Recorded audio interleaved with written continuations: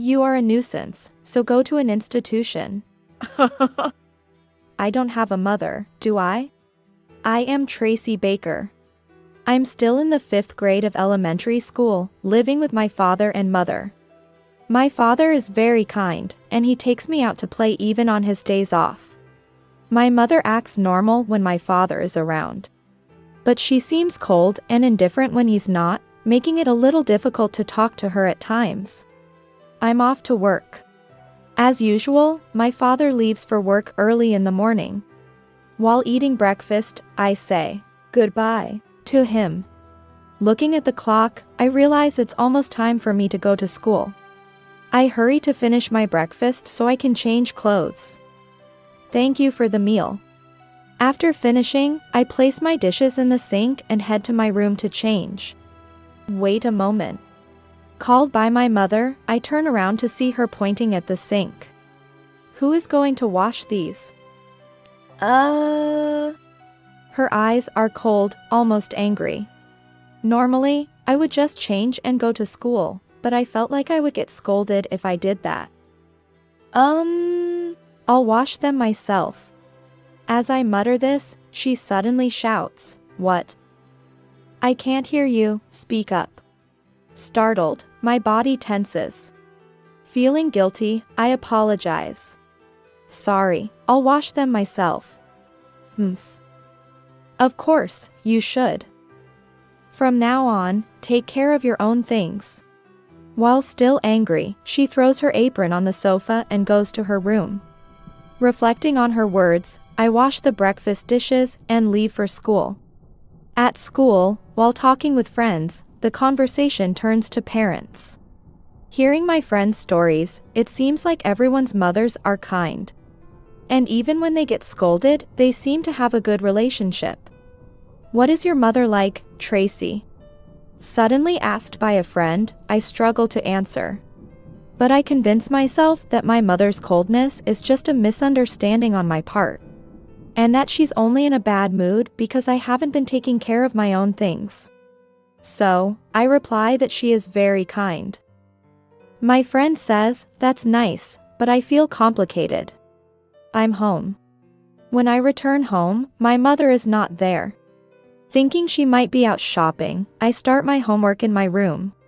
Before I know it, it's dark outside, and the clock shows the usual dinner time. But my mother hasn't returned yet.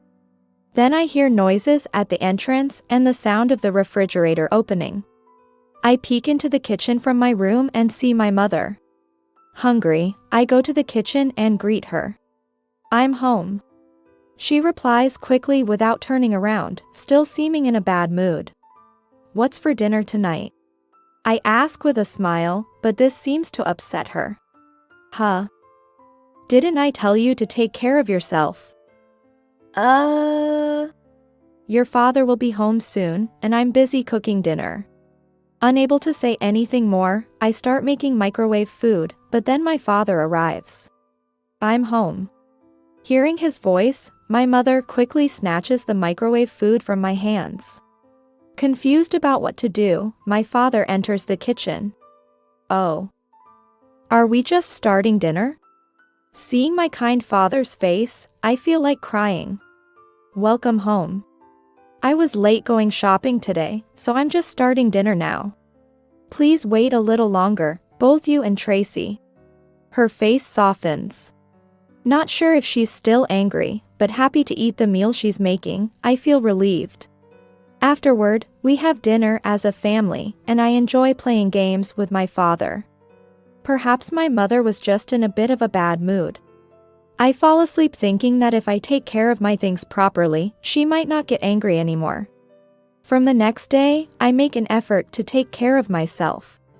I wash the breakfast dishes and fold the laundry from the clothesline, storing them in the closet.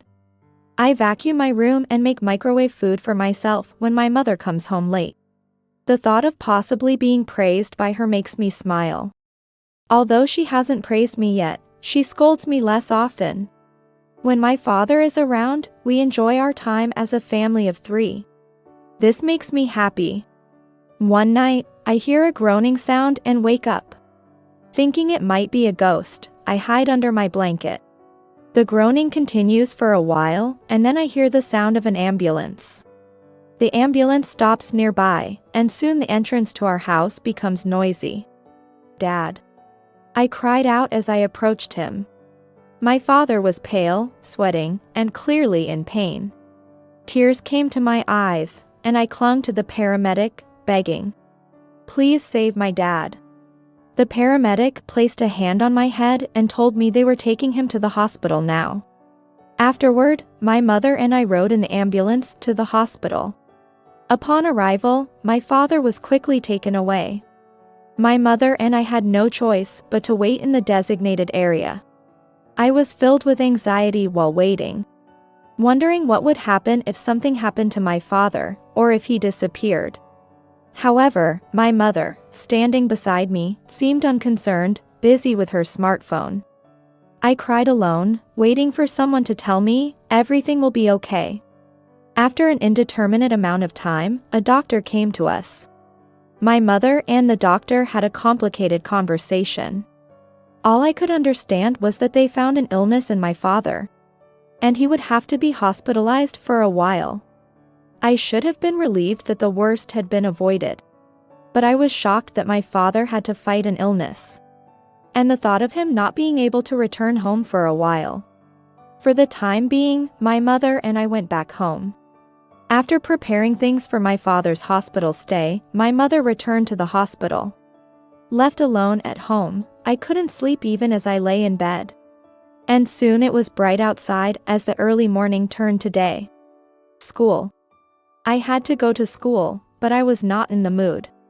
I didn't feel like eating and just curled up in my blanket. "Aren't you going to school?" It was noon when my mother noticed. She didn't scold me for not going to school but seemed busy, perhaps needing to go to the hospital, and quickly left the house. I hadn't eaten anything since morning, so I decided to get something from the kitchen. There was some leftover, so I ate it with leftovers from last night's dinner. In the evening, my mother returned. She had bought some packed meals for me. "Eat this today. And I bought some microwave food for you to eat from tomorrow." "Okay. Thank you." Thinking I shouldn't bother my busy mother, I followed her instructions. The next morning, I ate microwave food for breakfast and went to school. My friends asked why I was absent the day before, and I lied that I felt sick. The teacher, seeming to know my situation, spoke to me kindly. When I got home, my mother was not there, probably at the hospital with my father. I wanted to see my father too. I thought about asking my mother if she could take me to see him on the next holiday. While I was doing my homework, the phone rang. I was the only one at home, so I answered. "Hello?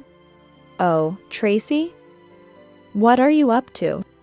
It was my father on the phone, and I teared up hearing his voice. "Dad. Are you okay now? I want to see you." As I cried, my father spoke kindly and laughed. "Sorry to worry you. I'm all right now. I want to see you too. It'd be nice if you and Mom could come together." "Yeah, I'll ask Mom." "Good. Oh, is Mom there?" I was puzzled by my father's question. My mother was not at home. I had thought she was at the hospital. "Mom isn't here." "Isn't she at the hospital?" Hearing this, my father seemed to realize something and spoke evasively. Right. She just left a while ago. She'll be home soon." "Tracy, have you eaten?" "Yes. Mom bought me some microwave food." After my reply, my father went silent for a moment, then changed the topic. After talking with my father for a while, I heard the front door open, indicating my mother's return. My father asked me to pass the phone to her. I gave the phone to my newly arrived mother, who seemed a bit shaken as she talked to him. My mother smelled of cigarettes when she returned, leaving me wondering where she had been. I went back to my room. The next day, my mother asked if I wanted to go to the hospital with her. I said yes, even though she seemed hesitant, but she took me. Seeing my father for the first time in a while. He was connected to an 4 but smiled as soon as he saw me. Tracy. You came to see me. I hugged my father. I almost cried again seeing him looking well, but I was so happy to see him. After talking with my father for a while, my mother said it was time to leave. And we reluctantly left the hospital room. As I looked back, my father waved at me with a smile, telling me to come again. But I never imagined that would be our last conversation. My father's condition suddenly worsened, and he passed away quickly. I couldn't believe my father was gone. Dressed in black as my mother instructed, I went to his funeral. Many people came to say goodbye to my father. Seeing my mother's detached demeanor, I thought maybe my father was still alive. While standing off to the side, someone approached me. Hey, aren't you Tracy? I turned around to see a woman who looked a bit like a fashionista standing behind me. Confused about who she was, I hesitated, but she sat down beside me. It's been so long. I'm your aunt, your father's sister. Aunt. Upon closer inspection, she does resemble my father. I don't remember her, but I have heard my father talk about his sister. Aunt. Yes, your aunt. I look like your dad, don't I? She said this with a smile, her face resembling my father's. Then, suddenly, she hugged me. It's okay to cry. You've been so strong, Tracy. I must have already been crying, and her words made me cry even more. It was like I finally understood that I would never see my father again. After the aunt comforted me, I calmed down and thanked her before going to get a drink. When I entered the room, my mother was there. And upon seeing my tear-streaked face, she said coldly, "What? You cried? What an unsightly face." Her cold words hurt. Aren't you sad, Mom? I blurted out to my mother, who didn't seem to be grieving at all. There's no point in being sad. He's gone now. I shivered at my mother's cold response. Weren't we happy when it was the 3 of us, my father, mother, and me? Did my mother hate my father? As I stood there frozen, my aunt came over. Oh, hello, sister. It's been a while. My mother's expression changed as my aunt spoke with a smile. Oh, hello. It's been a while. Anything I can help with? No, nothing. Come on, Tracy, let's go over there. She took my hand and led me out of the room.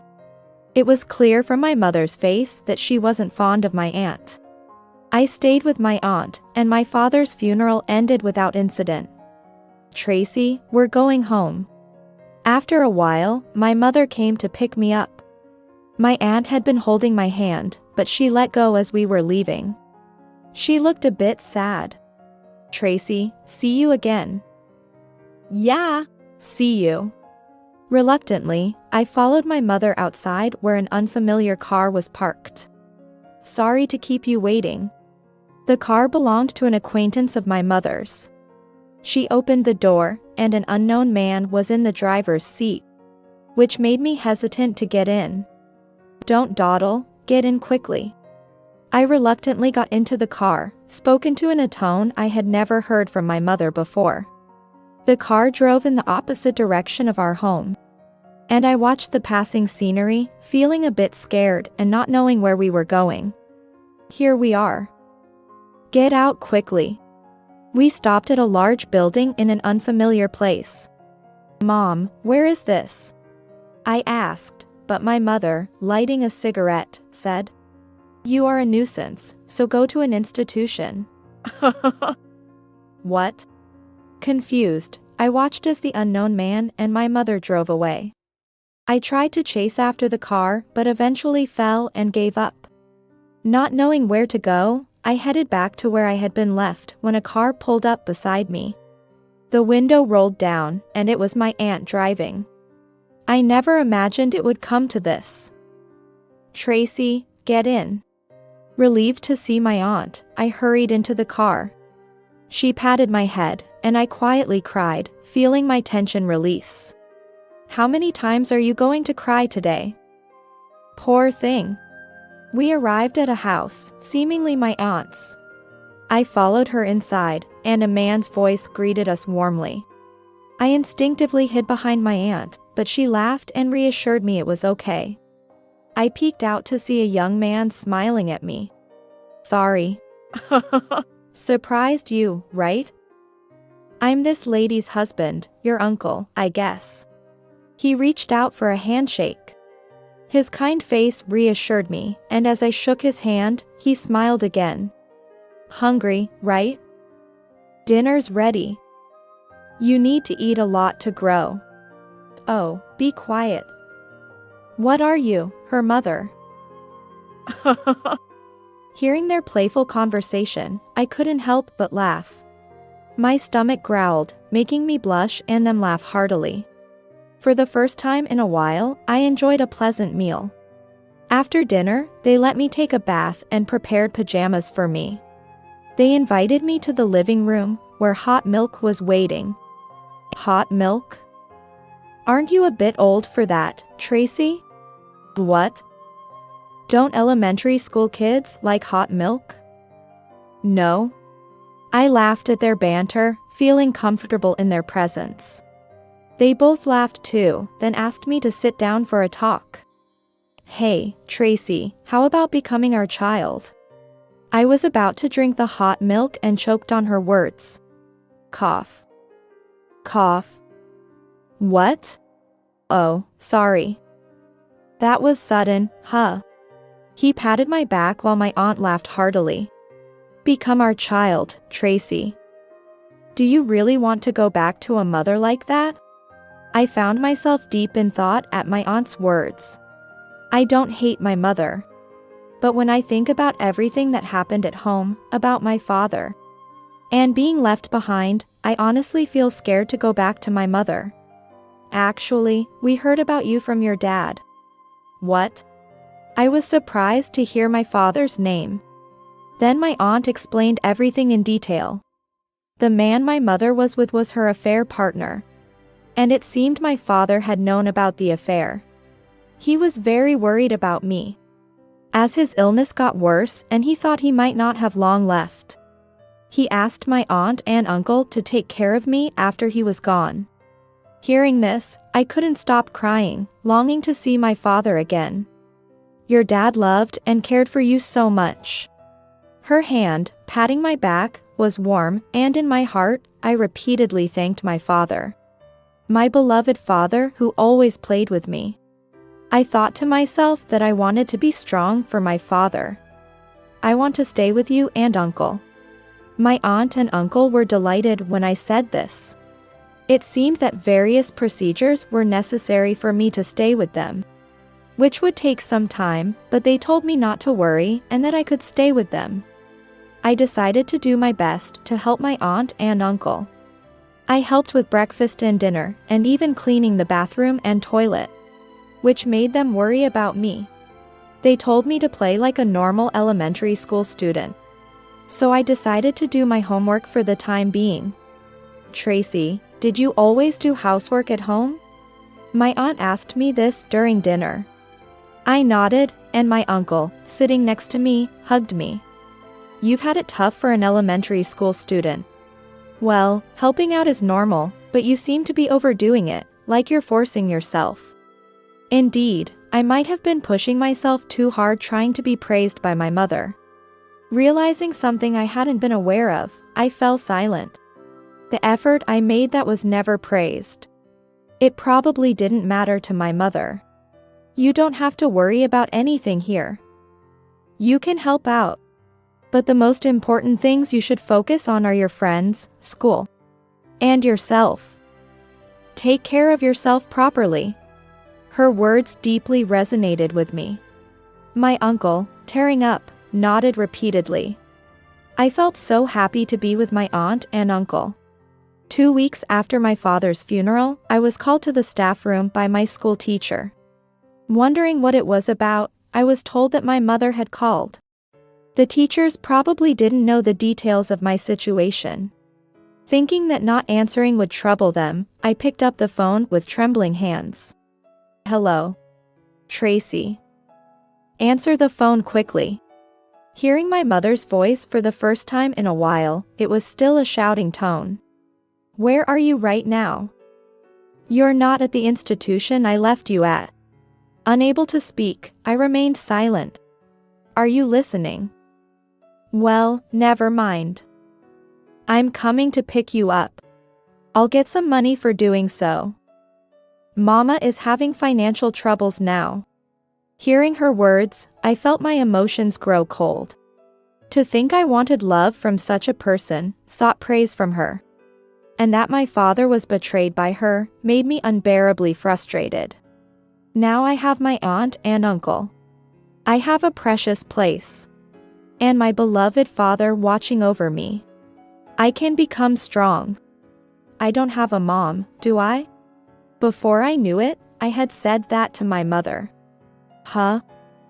What are you talking about? You must be mistaken." Goodbye. Then. Wait I hung up the phone on my own.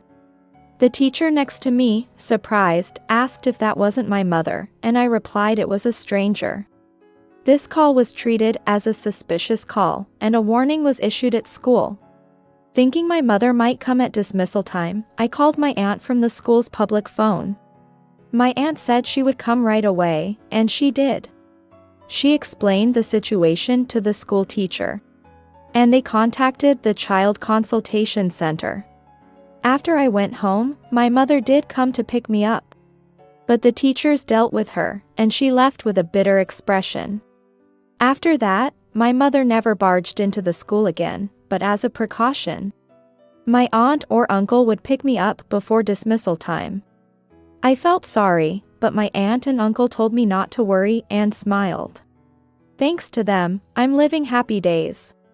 The teachers at school look out for me, and I feel happy knowing I have so many allies around me. Then one day, the phone rang at home.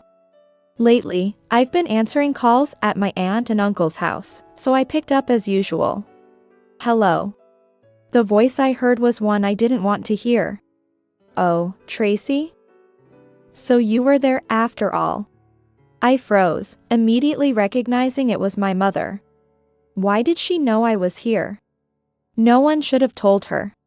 "Stop staying there and come back. Things are tough over here."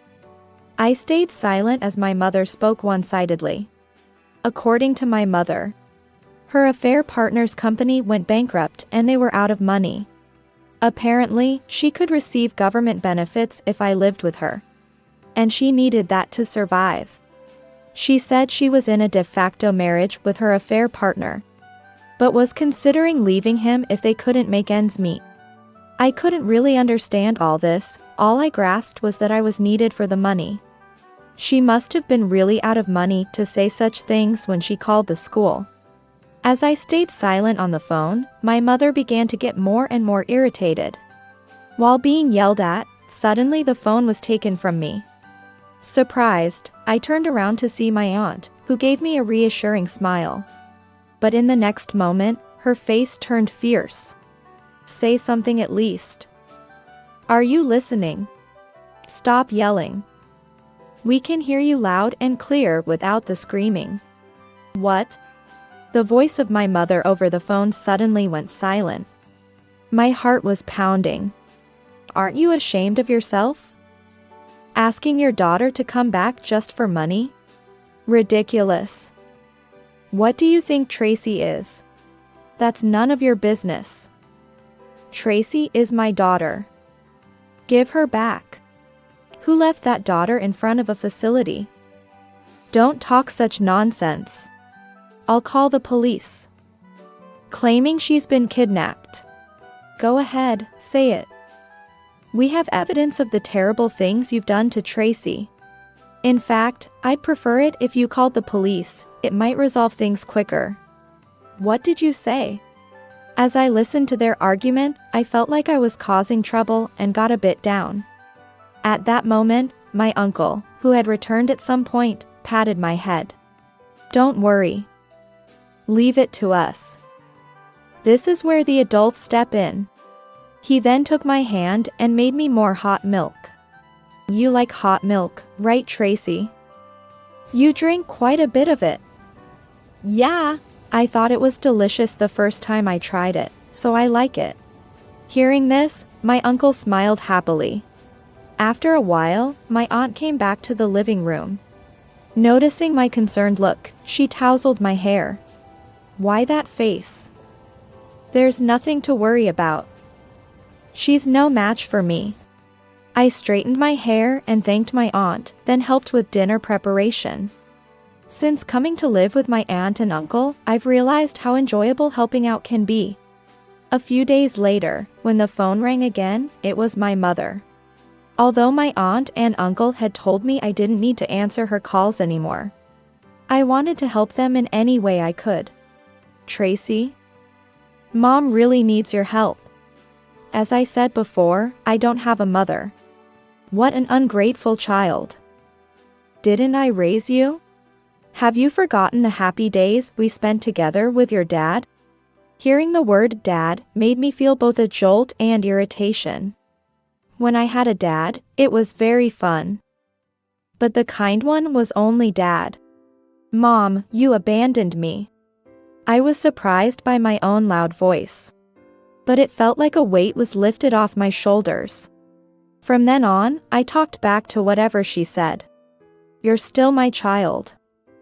I didn't abandon you, I just left you there temporarily. You said I was a nuisance and to go to an institution, laughing. That's not what a mother does. I was forced to say that. It's not my fault. But you still abandoned me. So, I don't have a mother. If I have a mother, it's my aunt. And if I have a dad, it's my uncle and my dad who went to heaven. You're brainwashed. Just come back already. Realizing I was crying while arguing with her, I felt surprisingly light. As if I had been holding back a lot. At least, let me live with you at your current place. I can't even eat without you. No way. Don't bother the people I love. I felt someone's presence and turned around to see my aunt and uncle standing there. My aunt patted my head and praised me for speaking up. My uncle was almost in tears, nodding in agreement. Then my aunt took over the phone call, seemingly pleased with something. My uncle told me he was happy to hear me call him dad. I'm grateful to be called your dad. I had said it impulsively, but if they were happy, maybe it was okay for me to think that way too. I felt happy myself. After that, there were no more calls from my mother, probably thanks to my aunt and uncle. Once I got used to living with my aunt and uncle, my aunt bought me a smartphone. I was thrilled to have my first phone and exchanged contact information with my friends. Enjoying life more than ever. Then, one day, the house phone rang unusually. Since the incident with my mother, the school had been contacting my aunt and uncle's cell phones. And I had my own phone for calls from friends. Wondering who it could be, I answered the phone. Hello. Contrary to my high spirits, the person on the other end sounded very low. Hello. It's me. At first, I didn't recognize who it was, thinking it might be a wrong number. I've been told at school not to talk to strangers, so I was about to hang up. It's Mom. You've forgotten my voice. What? Oh. Once she said that, I listened more carefully and recognized it was indeed my mother's voice, which had lost its usual vigor to the point of being unrecognizable. You're in 6th grade now, aren't you? There's no one here right now. As I said that, my mother started crying. Unable to decide what to do, I pondered my options. Actually, Mom, I'm in the hospital. I got sick. What? Hearing about her illness reminded me of my father. Now, thinking of him doesn't make me sad. Instead, remembering him cheers me up, as he left me with many good memories. There's no one to take care of me. Could you come and look after me? And the hospital bills. I can't pay them. Maybe you could ask your aunt to help. Say something, will you? Why do I, a stranger, have to take care of you? What? I refuse to pay for the hospital and I won't ask my aunt. You. Stop being so unreasonable. Don't get ahead of yourself. She seemed too energetic for a sick person. I wasn't disturbed by the news of her illness, unlike when my father was sick. My feelings for her have truly cooled. No matter what she says, I don't feel scared anymore. But that doesn't mean I want to argue with her. I just pity her. I hope I never become like her as I grow up. My response to her was colder than I ever imagined I could be. I got a smartphone. We hardly use the house phone anymore, so it might be gone soon. So, this is really Goodbye. My mother started to panic. Don't say that. Please. Can I have your smartphone number then? No. There's really no one to take care of me. No one to help with the bills. Then I'll let someone know who might be willing to take care of you. My mother seemed to misunderstand my words and sounded hopeful. Hearing her expectant voice made me sigh. I asked for the hospital's name and then hung up. I immediately called my aunt. After explaining what happened, she was concerned for me but praised me for handling the situation well. When I made a request, my aunt agreed and quickly contacted someone.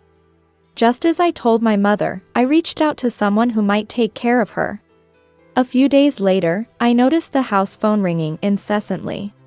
It was probably my mother, so I chose not to answer. The phone continued to ring into the night, even after my aunt and uncle returned. Upon informing my aunt, she sighed and answered the call. As expected, it was my mother, insisting on speaking with me. My aunt refused. I could hear my mother's voice over the phone, panicked about her brother coming, questioning why her brother was contacted. The person I asked my aunt to contact was my mother's brother. I remembered my mother once saying she couldn't stand her own brother. He's a stubborn man, big on duty and emotions, and would never condone her affair. Upon hearing from my aunt, he was furious and said he'd come right away. Their reunion after years was a disaster, turning my mother's anger towards us. My aunt, usually the one to handle such things, was replaced by my uncle, to my surprise. He's usually very gentle, so I wondered if he could handle my mother. But as soon as he took the phone, he became fierce. You know, he's scarier than me when he's angry. She whispered to me. Enough of this nonsense. If you want to talk so badly, I'll come there. I'll make you apologize to Tracy, right in front of her. Sick or not, be prepared. After my uncle yelled, my mother gasped and hung up. Oh, she hung up. After the call ended, my uncle was back to his usual smiling self. It's true what they say, the ones who rarely get angry are the scariest when they do. Later, I learned my mother was taken to her brother's house. Her illness was not severe and she was discharged soon. At her brother's farm, she reluctantly helps with the farm work, as she can't afford her lavish lifestyle anymore. She now wears hand-me-downs from the villagers instead of her branded clothes. As for me, I officially became the child of my aunt and uncle. We celebrated with a big party, and I laughed more than ever before. And to my joy, I found out I'm getting a younger brother or sister next year. I cherish my new family and am determined to always hold them dear.